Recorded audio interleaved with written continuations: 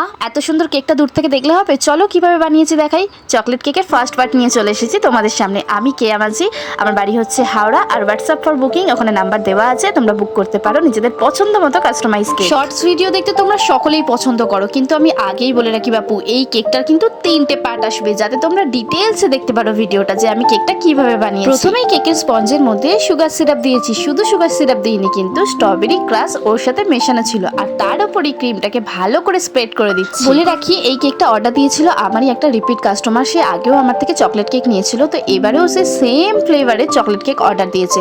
আর chocolate আমি এই কেকের মধ্যে কিন্তু ভরে ভরে দিয়েছি। চকলেটগুলো দেখতে না ভীষণ টেম্পটিং লাগছে।